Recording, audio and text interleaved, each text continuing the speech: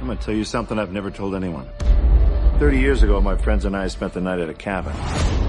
We found the Necronomicon Ex Mortis, the Book of the Dead. Certain passages were recited. It awoke something in the woods. Something evil.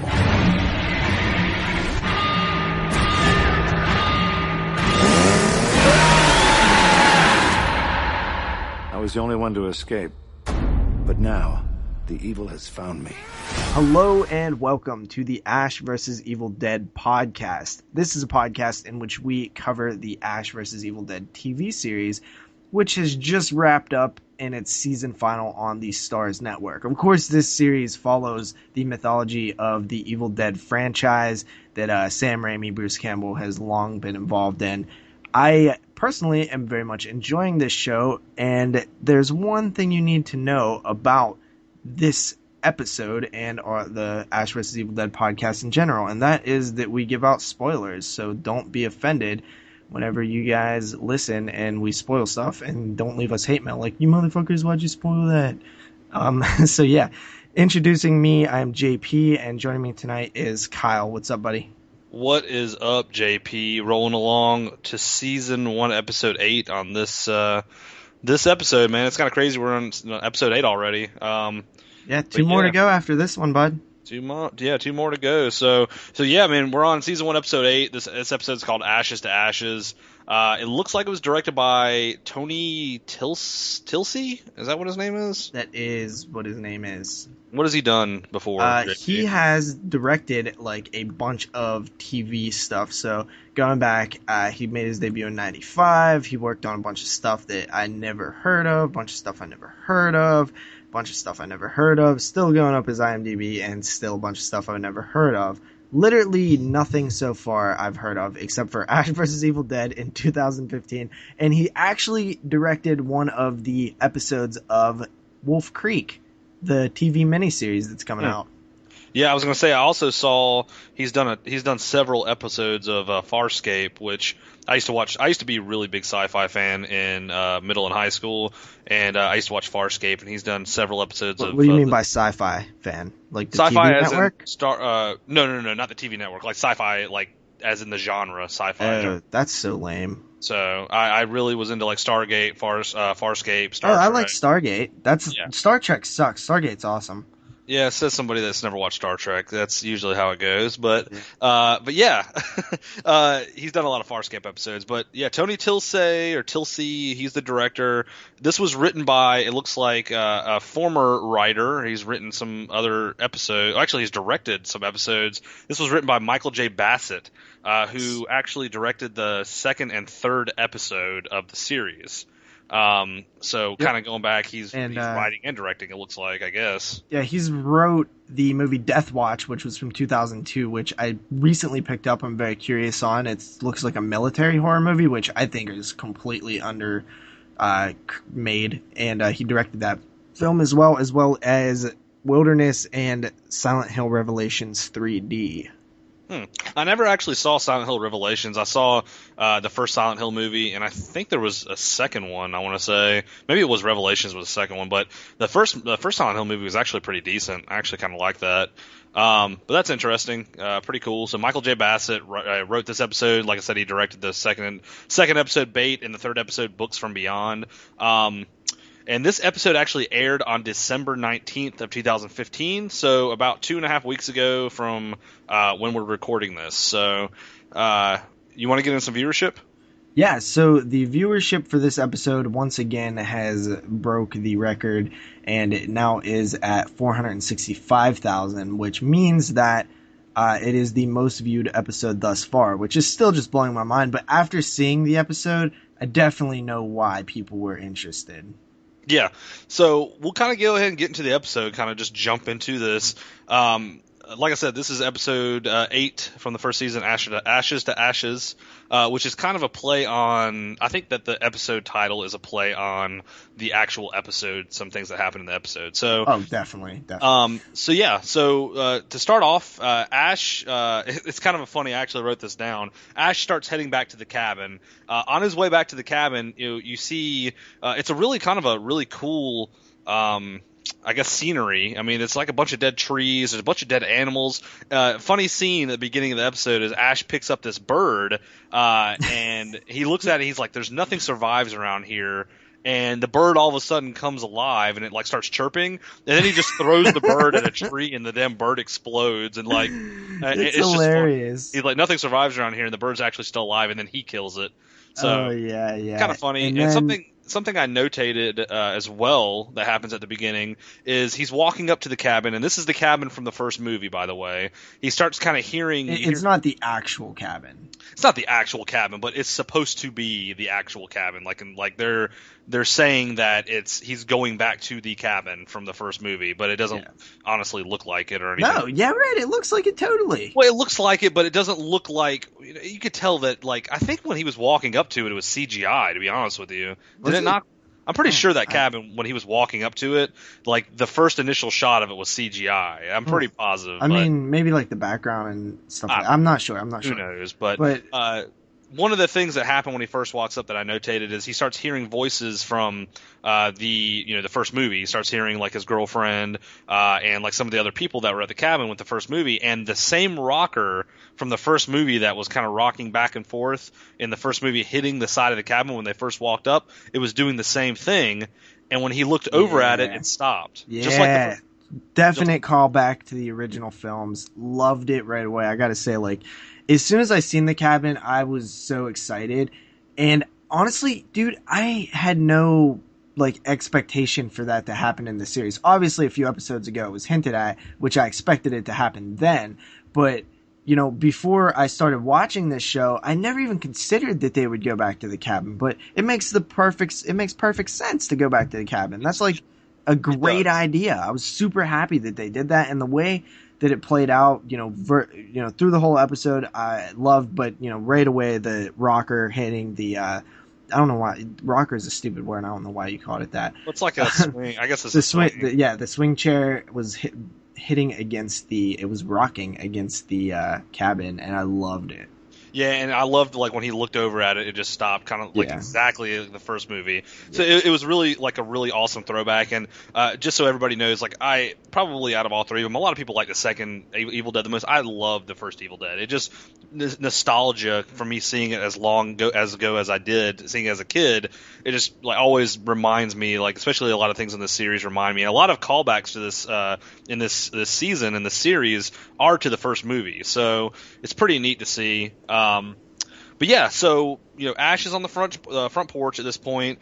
He turns around, he hears some noises. He turns around, and Amanda's behind him. So Amanda actually followed him to the cabin. He didn't want her to, but she did. She states that Pablo and Kelly went their separate ways. Were looking for him, and she actually came. I don't know how the hell she found him, but she found the cabin where he was at. And they kind of go into the cabin, and Ash is kind of talking about how some things that went down there. Amanda starts kind of looking at the crawl space. Like if you guys remember from the first movie, there was a deadite that was one of Ash's friends, like a chick that was in the crawl space. That if you guys don't remember the famous scene where she took the pencil and stabbed that guy in the ankle. She starts looking in that crawl space or trying to open up that crawl space, and Ash is like, I wouldn't do that if I were you. That's I probably wouldn't do that. It's the basement latch. The basement latch, whatever. It's a door in the floor. It's the basement, dude. Yeah, it's like one of those old school, I guess. It's a hatch. Hatch, yeah. So it kind of cuts off. You see Ash's hand walking, kind of pulling itself through the wall, like it cuts off. It actually had an eye, which I thought was weird. I actually thought that was kind of stupid. Yeah, honestly, it's stupid as fuck. Yeah, I didn't like it. I was like, why? It kind of hints at the fact that the hand is capable of like regenerating or like growing other parts to it. Yeah, which kind of we'll get to that in a minute, but Yeah, I thought the eye was kind of just so, it was really poorly CGI'd onto the hand. Yeah. One thing that I really liked was that they had the cellar door. That, I mean, just looking at the cabin, like the deer head falls, like there's a lot of things that are very similar to the original film. Yeah. And as it goes through, next up he decides to go out and get a crowbar in the tool shed. But first he has a brief conversation talking about like, okay, you don't want to go out to the tool shed. And he's like, and she's like, why? Yeah. And she's like, well, pieces of my ex-girlfriend are still out there. It's great. Yeah, if you guys don't remember from the first movie, he like stuck his girlfriend's head in a vice and like cut it off with his chainsaw. So yeah, I mean, he's like pretty much do not go out to that shed. You stay here. I'll go out there so I can get like a crowbar. We'll try to open up this hatch and see which honestly I don't really know why they're trying to open up that hatch. I don't know. Well, maybe we'll find out in the next episodes. But I will say that he does say that he, cut her head off with a shovel and then she did a dance. Just the way that he describes the events that happened in the first film is so nostalgic for me, but it's also really funny because it sounds so ridiculous. Yeah, and he's like laughing about it, sort of. Yeah. Like he's like kind of like making a joke about it. Because he knows how ridiculous it sounds too. Exactly. So I don't know. It's pretty funny to hear him. Like he's very like they had Ash kind of going in this episode, man. Like the jokes kept rolling like over and over and over to the point where it was just very comical. So, but yeah, like Ash goes out to the shed. Amanda's inside. Kind of cuts off and shows Pablo and Kelly walking through the woods. They have guns in their hands, and they end up meeting up with some hikers or some people that are backpacking. It's 2 girls and a guy. And asking them if they could, help them out. They're trying to find a cabin. The hikers are like, we saw a cabin back there. It's back that way. And then, our Pablo and Kelly want them to take them to them or take them to the cabin. So they're cool with it. Really funny scene with Pablo and Kelly in this episode that you kind of get a hint that Kelly may have feelings for Pablo is one of the girls, this blonde girl that's with the hikers, kind of like, has the eyes for Pablo, I guess you could say. Like she's kind of like looking at him and kind of flirting, and Pablo kind of starts to do it back. Pablo walks ahead, and Kelly's talking to the girl, and she's like, "Is he or are you dating him? Are you dating him?" Yeah, and Kelly was like, "No, no, I'm not dating him." And then she's like, "Ooh, I might have to hook up with him later." And then Kelly's like, "He has a girlfriend." Yeah, so, which he doesn't. Obviously. Yeah. So I mean. One of two things. Either A, she's very protective, like it's her brother and she doesn't want her brother hooking up with a slut. Some people don't care, some sisters wouldn't care, or she has feelings. I tend to lean on the feelings thing. Yeah. I have a feeling that she has she has feelings that are kind of like buried inside of her, and she knows they're there, but she's trying to ignore them. But at the same time, she still can't help but, she wants bitches to back off, basically. She's like, this bitch needs to back off. I've already been through enough with this dude. I'll eventually, come to with all this, but they're going to back off. They're not going to have sex with them. So I thought it was pretty cool. I mean, that's probably setting up for stuff later on in the series. Yeah, which, honestly, I felt like that scene did have a little, not that scene, but them running into the hikers. It has the purpose of getting them to the cabin, like, hey, this the cabin's over this way, because how else would they have found it? But at the same time, like, it really did feel like out of place. Like, why are these people just walking in random ass woods, Yeah. And if this cabin's so secluded, why is Chick's head still like in a vice out there? You know what I mean? It's really funny, the settings of these the way that things are set in these episodes. Yeah, like it doesn't. I don't know if like the world is like. At first, I thought it was gonna be like post-apocalyptic or like. I'm not sure still how the world is running. Like, is everything just normal? The woods they were in just looked like fucked. Like it looked like weird. Like it looks like something out of a storybook, like Alice in Wonderland or something. The woods, the actual setting, and like as far as like the what the world is going through. Yeah, they haven't really explained that yet. Like we don't know if this is just going on in this town, or if it's just in like half the world, if it's the whole world. Like they really haven't, and I'm sure they will eventually kind of explain all this, but it just doesn't, like we're not really sure if they're fighting evil to get it out of this town or out of the world. Yeah. So. And so as Ash is in the tool shed, he's looking around and he begins to hear his old girl Linda start talking to him. and he is not having it. He's like, I'm not going to talk to you. He knows the game already.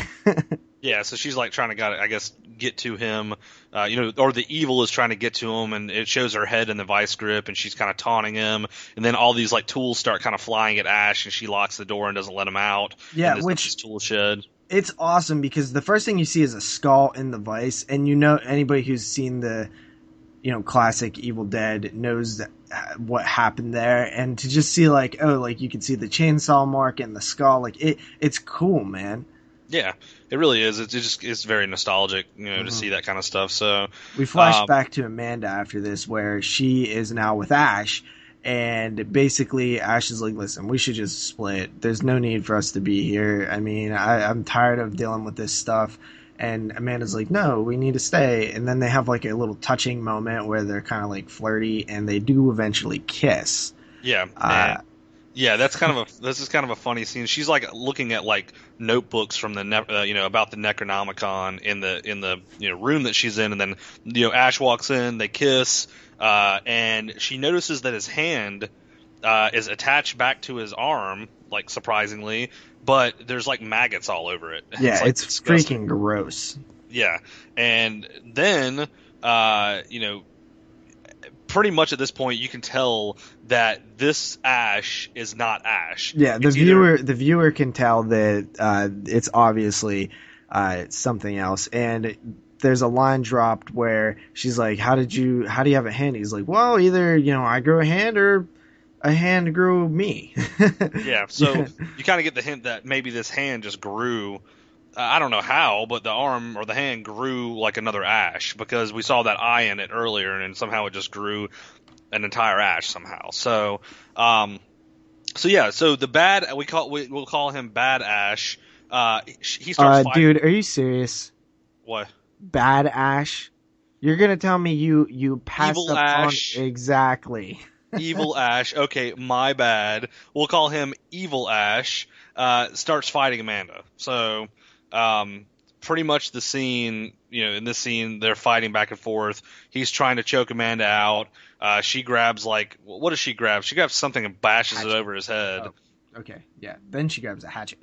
Or a hatchet. Yeah, okay. Yeah, she grabs a hatchet. She cuts off his hand at one point. Yeah, and we're like, okay, so they got rid of the fucking hand. Now he's back to normal, because the audience still assumes this is Ash, and obviously his hand's attached to him, but we know his hand's evil, not him.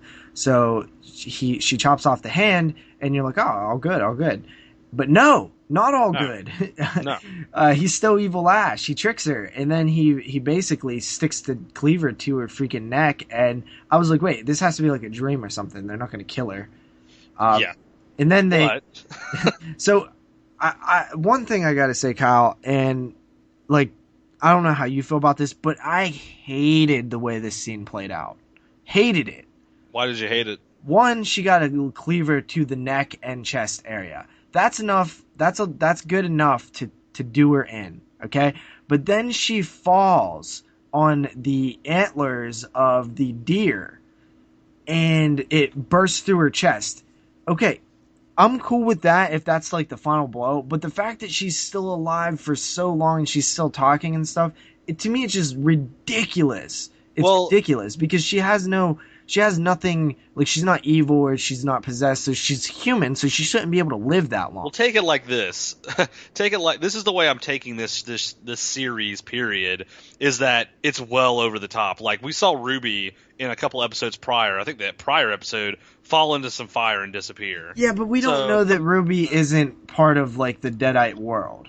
True, but there are a lot of things in this series so far that are very unrealistic, and I'm taking this as one. I mean, demons are unrealistic. Well, yeah, I'm talking about as far as deaths go, and not just the series storyline, but like the deaths. Like, we've seen several deaths already that would probably be a little bit more like her partner being flown in the air through antlers on a wall. But he was the Deadite. Well, he didn't turn into the Deadite until he was after he had flown into the antlers on the wall. You're right. So, but okay, and he wasn't sitting there talking, was he? No, or did he just die? I agree. I thought that it's because she is a main character. She's a main character, and she is an important character, and I feel like it's crappy to like send off a main character in such an unrealistic, cheesy way. Because I thought it was I cheesy. honestly didn't feel like I didn't think she was a main character, to be honest with you. Well, I she's really she's thought she not was a the second main character, but she's a She was. fucking main part of the storyline right I now. thought she was an expendable character. Period. There Yeah, was well, really. everybody knows she's gonna die. I'm not saying that. I'm just I saying didn't she's think a she was gonna main die. character. I had no idea she was gonna Oh, die. come on. You I think she was didn't. gonna die? I had no idea in this episode. I had no idea in the first season that I thought she may die, but with the way that things were going with her and Ash, I was like, well, this might be a character that may be on the show for a while. But yeah, Yeah, I guess so. I guess so. But I had a feeling that she was gonna die because you have to kill some main character. And when I say main character, like I don't mean a top bill character. There's three top bill characters. You already know that. I'm saying like a main character besides the top bill three. Well, yeah. I mean, her and Ruby, in my opinion, at this point in time, were kind of like, they were there and they were part of the storyline, but they weren't in every episode. You know what I mean? For a couple episodes there, like it only showed Ruby and Amanda a couple of times. Yeah, but now she's like part of the group now. So I mean, I thought that she was a little bit more of a main character. My main point is she's a love interest. She was an important person to the group, and to send her off in a way like that, I just wasn't a fan of it. Yeah, I can agree with you. I don't. I do like the I did like the over the top death that she had. I know you didn't, but I was kind of a fan of that for some reason. I know that it was kind of like she was talking after she was impaled, blah blah blah. But I thought it was pretty badass that she got a cleaver to the fucking throat. And and I thought that would have been a good way to kill her right there. Yeah. Yeah, I think they're just trying to go for like as much over the top with some of this stuff. Yeah, but they wasn't even going for over the top when she's talking though. The idea that she's still like what's over the top is her getting hit with the cleaver and then her falling into the antlers. That's the over the top part. I think the part that's not over the top is where she continues to talk and say things afterwards. That's just bad. I think that they're just trying to give her character like an ending. Like, I mean, obviously she's dead now. I mean, we know that. But at the same time, we don't know what's going to happen to her next. So they're trying to give her, like, good side, maybe an ending with the little talking thing. She had a moment with Ash at the end where, Ash kissed her again and then she died. At the end, we didn't even mention this. Pablo comes walking in with Kelly, and Ash is looking at him. He's like, it wasn't me, but it was me. Yeah. Then, at the end of the episode, Evil Ash and Ash are fighting and choking each other out, and that's pretty much it. Yeah. So they're pretty much just they get into a fight and they're like, well, I know you have a shitty liver, so he punches it. It's kind of remind you of Army of Darkness a little bit. Yeah. There's an Evil Ash fight in there. Yeah, so not much trivia or anything on this episode because these are still kind of new, but I did notice this on IMDb trivia section that this episode actually marks the 4th time Ash's girlfriend Linda appears and is played by 4 different actresses. Interesting. Yeah, so pretty interesting. And I don't know who that would be because I thought she was only in 3 movies. Or she was in the 2 movies and then the TV show. So was she in Army of Darkness too? I can't remember, dude. I haven't seen Army of Darkness in so long. It's been like I've watched the first 2 like a lot, but I just have not watched. I've seen Army of Darkness several times. I just do not remember. It's been that long since I've seen that movie. So, you want to get into tiers? Yeah, man. I guess I'll start out. Personally, for me, and I have a feeling that you may disagree with me on this, I felt like this was my favorite episode so far in the series. I think it was the nostalgia of the episode of being in the being in the cabin, of things that happened in the cabin with Linda, and then you got to see them trying to open up that cellar door, the hatch, and them talking about you hear the sound clips from the original movie. It just brought back a lot of nostalgia. I even like I said, I liked Amanda's death. I thought it was pretty badass how Evil Ash and her were fighting and, all the blood. It was a pretty good gore scene. I'll give this a high tier rating just because of the fact they went back to the cabin. I mean, I felt like that's very significant to this whole entire series. It didn't really give you much storyline, but we are back at the cabin, which is like awesome. So I'm going to give it a high tier rating. I thought it was pretty awesome. So. Yeah, no, I don't disagree, actually. I'm giving it a high tier rating too, and even though I had an issue with the way they killed Amanda, I definitely loved, and I mean loved, this setting. Like, I was so excited when we finally got there. I was like, oh my god, it's the cabin. Like, oh, look, it's the room that's kind of blue and has the, oh, look, there's the piano. Like, there was just things about it that I was noticing. It was like, they really did a good job kind of recreating this cabin.